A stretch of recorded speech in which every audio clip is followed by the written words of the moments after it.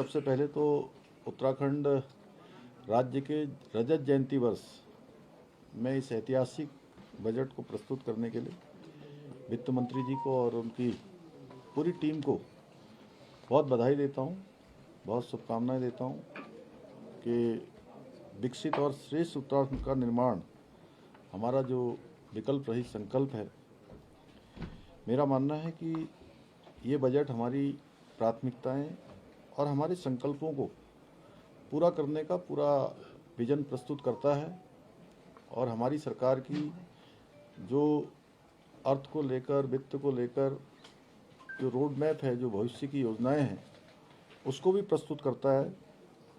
ये हमारे लिए अत्यंत गर्व का विषय है कि राज्य निर्माण के इस रजत जयंती वर्ष में हमारे राज्य का जो बजट का आकार है वो उसने 1 लाख करोड़ को पार किया है, जो पिछले वर्ष की तुलना में लगभग 13% अधिक है।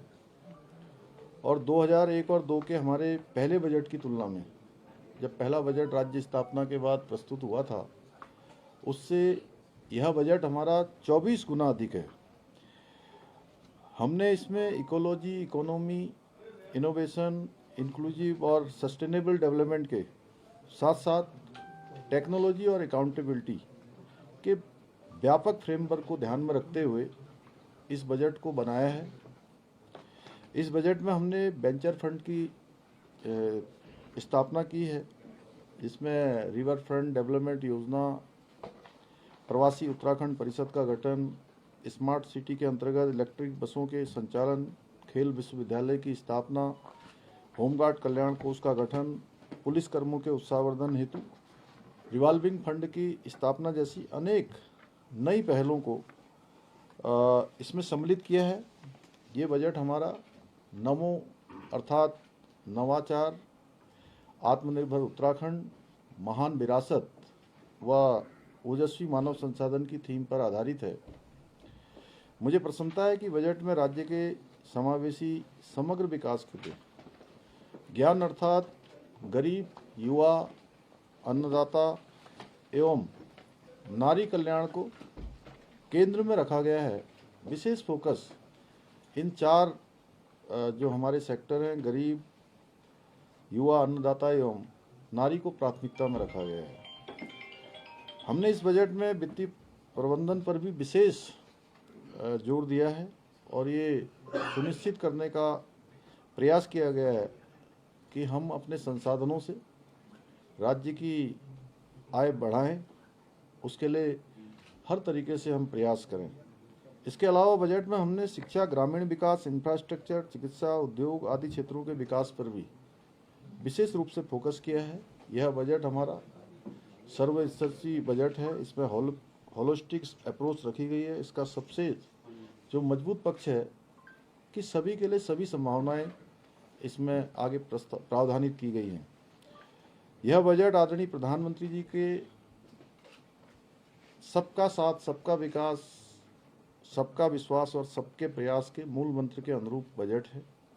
जैसा कि हमारे प्रधानमंत्री जी ने बाबा केदार के धाम से कहा था कि इस सदी का तीसरा दशक उत्तराखंड का दशक होगा, इसी को ध्येय लेकर हमने इस बजट में इस संकल्प की प्राप्ति के लिए इसमें प्रयास किए गए हैं, जो आने वाले समय में हमारे राज्य के विकास में एक मील का पत्थर साबित होगा। मैं इस लीक से हटकर बनाए गए बजट का अध्ययन करने का आप सभी से भी आह्वान करता हूं, तथा जिससे जनता तथा इसके प्रावधानों को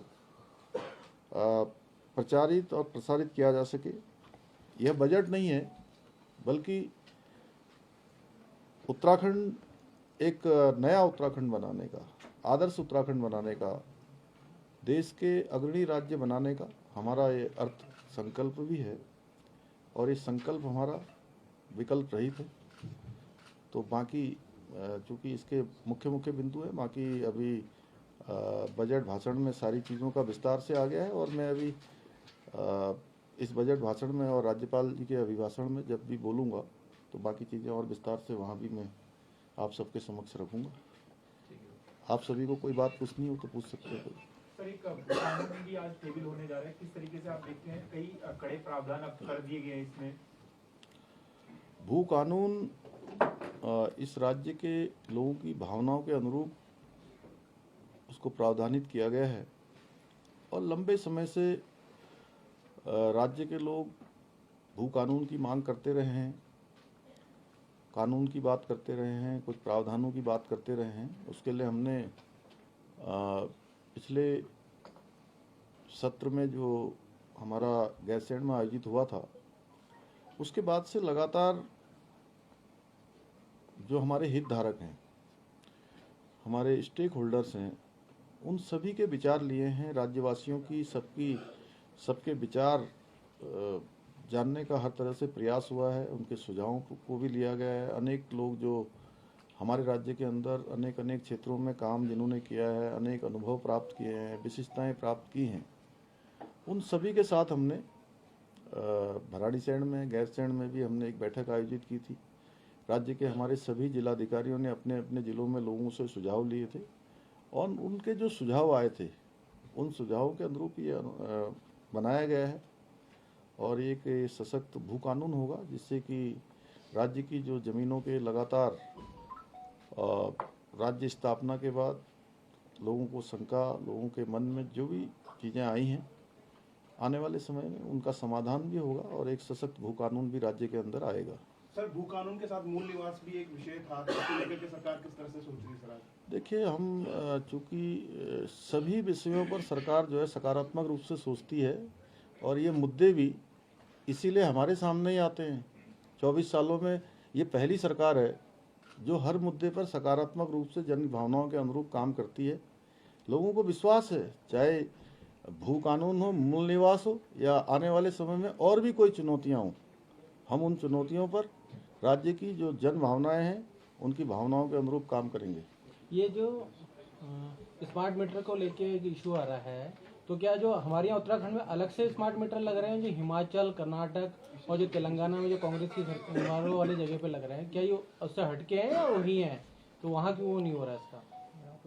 देखिए, आप सभी लोग लगातार, आप लोगों से ज़्यादा अपग्रेड कौन रह सकता है? सबसे ज़्यादा अप टू डेट बोलते हैं, क्या बोलते हैं विनोद? पंकज बताओ क्या बोलते हैं? अपडेट। देखिए, पूरे देश के अंदर लाई गई योजना है और भारत सरकार के स्तर से ये योजना समस्त राज्यों में लागू की गई है, उसमें उत्तराखंड राज्य भी है। और ये योजना लोगों की सुविधा के लिए लाई गई योजना है कि बिजली चोरी न हो, कानून से जीने की सबको आदत पड़े। अवैध कोई कब्जा करने वाले, कटिया लगाने वाले, कटिया जानते हैं ना, तो ऐसे लोगों के लिए, या पता नहीं कहीं कोई रोहिंग्या टाइप के लोग हों जो बसे हुए हैं, तो उनको अगर कोई फ़ायदा पहुंचाना चाहता है, लेकिन फ़ायदा पहुंचाइए, आप अपने निजी साधनों से फ़ायदा पहुंचाइए, उसमें सरकार को कोई आपत्ति नहीं है। लेकिन अगर व्यवस्था बनाने के लिए, कानून बनाने के लिए कोई योजना लाई गई है, तो उसमें क्या किसी को क्या हानि हो रही है? भाई, आप लोगों के जेब में, सबके जेब में स्मार्टफोन है। जब आप स्मार्टफोन यूज कर रहे हैं तो आप स्मार्ट मीटर क्यों नहीं लगा सकते? और प्रीपेड का जो हल्ला मचाया गया है वो केवल भ्रम में डालने की बात है। हमने कहा है, हम गरीब लोगों के लिए, जो हमारे अंत्योदय के लोग हैं, जहाँ इंटरनेट की सुविधा नहीं है, वहाँ पर स्मार्ट मीटर लगाए जाने का अभी कोई प्रावधान नहीं है। लेकिन जो संपन्न लोग हैं, जितनी बिजली वो यूज करते हैं, उतना उनको बिल देना चाहिए कि नहीं देना चाहिए? आप लोग इस बात को तो मानते हैं ना। हमारे पड़ोसी राज्य हिमाचल में हमसे बहुत ज़्यादा लगाए जा चुके हैं। वहाँ कांग्रेस पार्टी की सरकार है। राज्य के दूसरे हिस्सों में कांग्रेस पार्टी की सरकार है, हमारी अन्य एनडीए सरकारों से अलग सरकार है, वहाँ भी ये योजना लगाई जा रही है। भारत सरकार ने इसमें प्रावधानित किया है, इससे किसी को कोई नुकसान नहीं होने वाला है। बार बार ये विषय उठाया जा रहा था कि साहब एक कंपनी विशेष को दे दिया गया है, जबकि इसमें 40 कंपनियों ने भाग लिया है, जो मीटर में अलग अलग आए हैं। कुमाऊं क्षेत्र के लिए अलग आए हैं, गढ़वाल क्षेत्र के लिए अलग आए हैं। लगभग 30 करोड़ 28 करोड़ से ज़्यादा पूरे राज्य के अंदर 28 लाख से ज़्यादा मीटर लगाए जाने हैं। अभी कुल 15 लाख मीटर लगाए जा रहे हैं, वो भी उस क्षेत्र में लगाए जा रहे हैं जहाँ लोग ठीक प्रकार से अपना बार बार शिकायत करते हैं कि ये मीटर जंप कर रहा है, ये कर रहा है, वो कर रहा है। तो जंप करने की समस्या भी समाधान होगा। तो ये मैं समझता हूँ कि इसका विरोध जो बिजली चोरी कर रहे हैं, राज्य के संसाधनों पर जो लोग जो है अनावश्यक रूप से बोझ डालना चाहते हैं, उनका साथ देना जैसा है। जो लोग कानून से जीना चाहते हैं, तो मैं समझता हूँ इसमें कोई किसी गरीब को, कोई गरीब के लिए कि गरीब को प्रताड़ित करने के लिए, हम तो, हमारी सरकार तो खुद ही अंत्योदय के लिए काम कर रही है।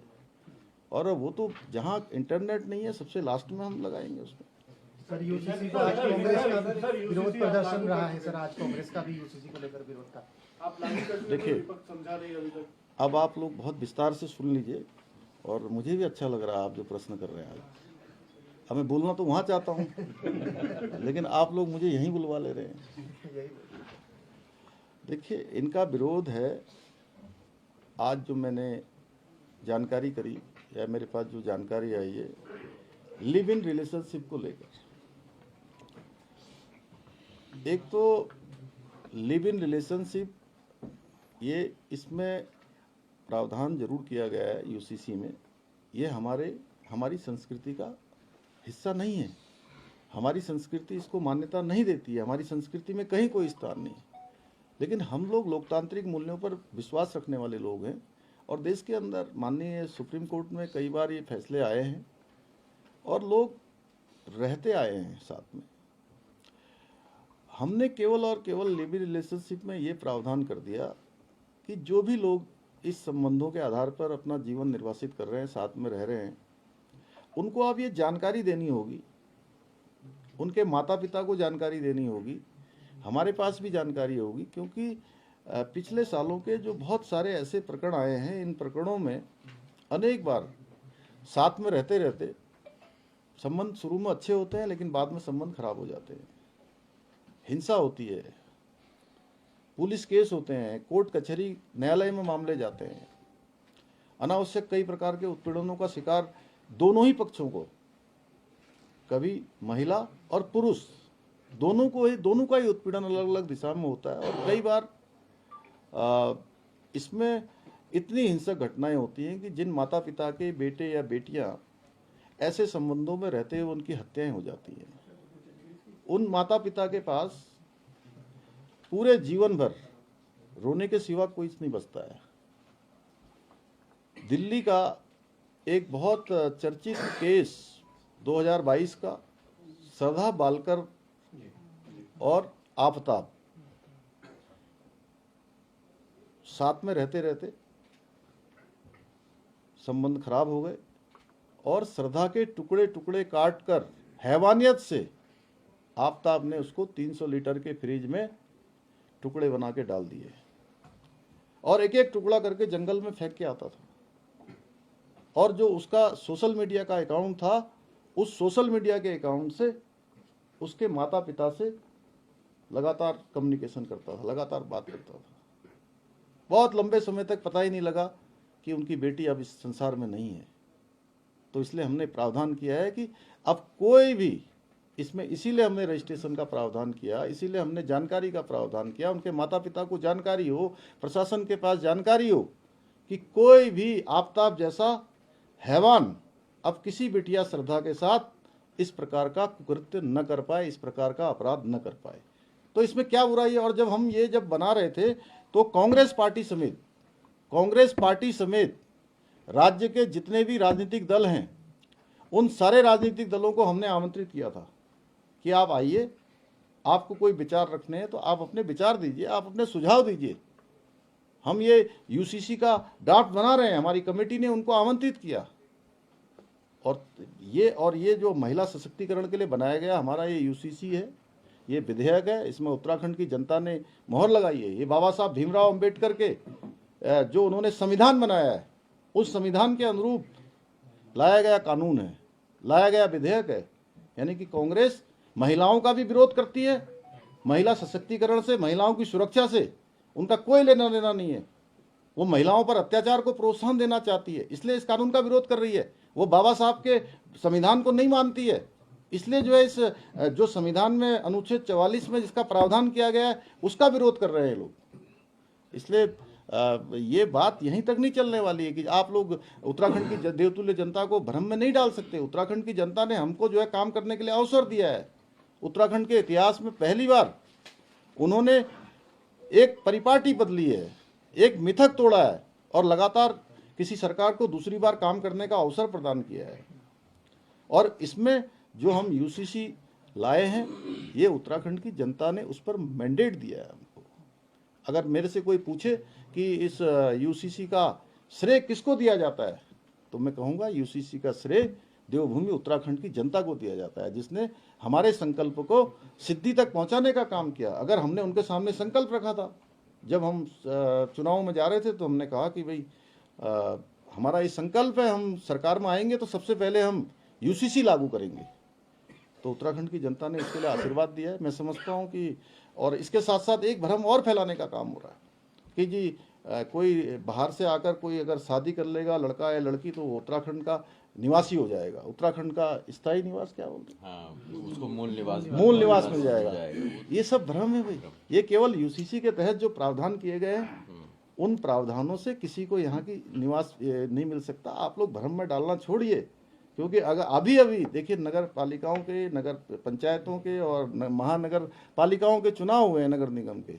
उत्तराखंड की जनता ने आईना दिखाया आपको। आपने कहा कि वहाँ केदारनाथ में ये सेमीफाइनल है जी, सेमीफाइनल में आपको बाहर कर दिया। तो आप लोगों को भ्रम और झूठ में नहीं फैला सकते। उत्तराखंड के लोग बहुत जागरूक हैं, और पूरे उत्तराखंड के नहीं, देश दुनिया के अंदर जो उत्तराखंड के हमारे प्रवासी भाई बहन रहते हैं, सबके बधाई संदेश आ रहे हैं कि देवभूमि उत्तराखंड पहला राज्य बना है। सबको गौरवान्वित हो रहे हैं। लेकिन ये लोग, कुछ लोगों को आगे करके अभी भी झूठ और भ्रम की राजनीति फैला रहे हैं। दिल्ली में रेखा गुप्ता ने मोदी फिर से दोबारा आ रहे हैं सर, किस तरीके से देखते हैं सर? 27 तारीख में प्रधानमंत्री। देखिए, प्रधानमंत्री जी का हमारे राज्य से बहुत जुड़ाव है, बहुत लगाव है। उनके हृदय में उत्तराखंड बसता है। और शीतकालीन यात्रा जो हमने इस वर्ष प्रारंभ की है, पिछले वर्ष से दिसंबर माह से, हमने 8 दिसंबर 2024 को ऊखीमठ के ओंकारेश्वर मंदिर से इस यात्रा का शुभारंभ हुआ है।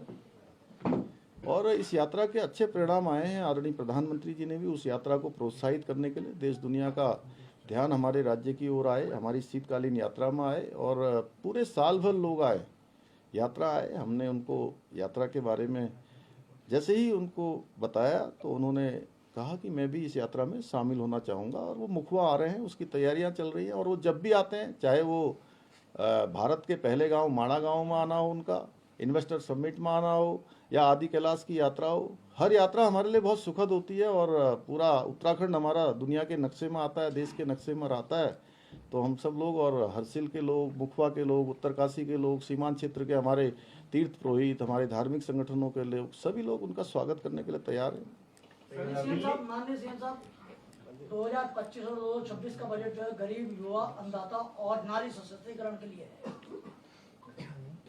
24 और 25 में जो बजट था, उस बजट के अंदर कौन से विभाग है जो अपना बजट खर्च नहीं कर पाए?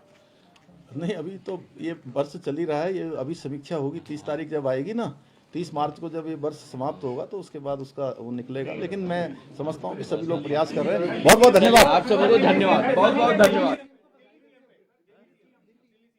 दिल्ली सीएम पर